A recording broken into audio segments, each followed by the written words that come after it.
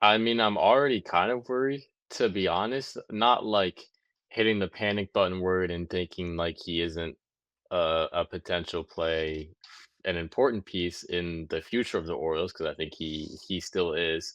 And he's still young, and throughout his career, he's kind of been a guy that's early to make changes, whatever it is, if it's like a play style, batting stance, like stuff in the field, if he's messing up, like he's been quick in the past, at least I feel like, to acknowledge that stuff isn't quite going the way he wants to, and quick to find adjustments and work on it to try to bounce back. So I think at this point, we're gonna have to see how he responds the first few weeks after the All Star break, because that's gonna be his first like real break in the year. Like, obviously, he doesn't get a bunch of off days, so doesn't have extra time to work. So that All-Star break, you're gonna have to see what adjustments he makes, and if those first few weeks he comes back from the All-Star break and nothing's changed, then you might start having to panic a little bit. Now, I mean, I'm not gonna give up on him. Like you said, he's gonna turn, what, 25?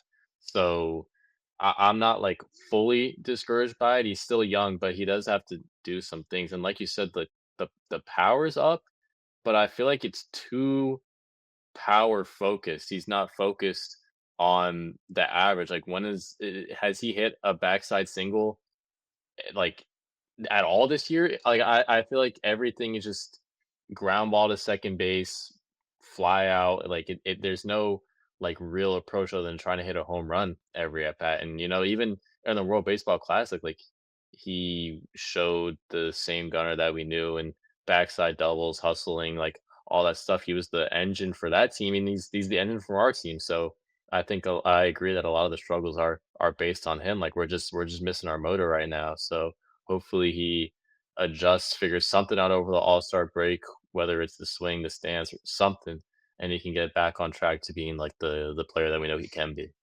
We've seen what Gunnar is capable of. Unanimous Rookie of the Year in 23, 37 homers in 2024. Maybe an MVP season if Aaron Judge doesn't exist and Bobby Witt Jr., might be the best shortstop of all time when it's said and done. Of course, a long way to go there. The thing that I worry about with Gunnar is that I feel like this year and maybe next year if it happens and the year after, this is Gunnar's first year with serious lineup protection and he's not performing. He is seeing a lot of four seam fastballs. He is getting pitched to. He has the most at bats in Major League Baseball. So he's not walking either. Has made the most outs, which is kind of nitpicky. The strikeout rate's up. Like you said, it's a lot of rollovers. And sure, he has some deep flyouts, which everyone does. Though.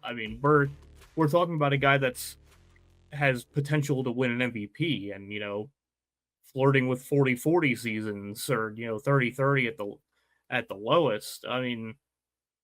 He sees majority four seam fastballs, and his run value is -5. He's just getting beat, and I honestly think it's all mental with him. I've never seen a professional athlete beat themselves up so much.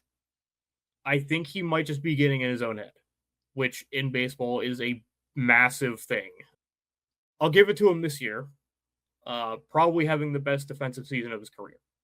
5 outs above average is 91st percentile. Of course, he made an error today, so that number probably changed. We know the bazooka that he has attached to his right shoulder.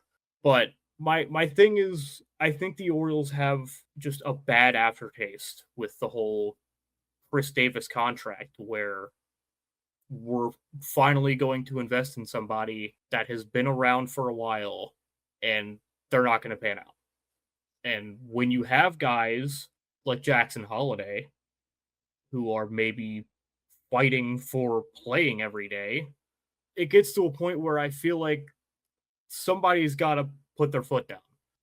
For the longest time, I was saying, just give him a blank check, which maybe still is the case. Projections for his kind of guy are around 400 or 500 million for a long-term deal.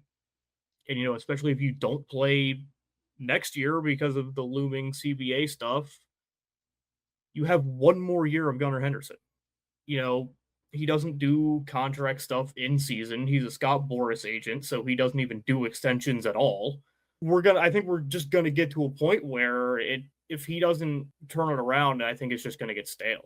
Yeah, I don't know what the future for Gunnar Henderson looks like as an Oriole, which is it's just scary to me. But the whole Boris thing and the whole like, how much do we think we're gonna offer him because of the past and how he responds the rest of the year, how he responds next year, it's gonna change. And one of the big market teams are gonna pay him money for that season he had 2 years ago. I don't think it's gonna be us in terms of like sending him $500 million. That's just not something that I see us doing. He's gonna get taken that big market more than likely, in my opinion, unless something somehow changes. But I don't know how confident I am in Gunnar Henderson being on the team in 3 to 4 years.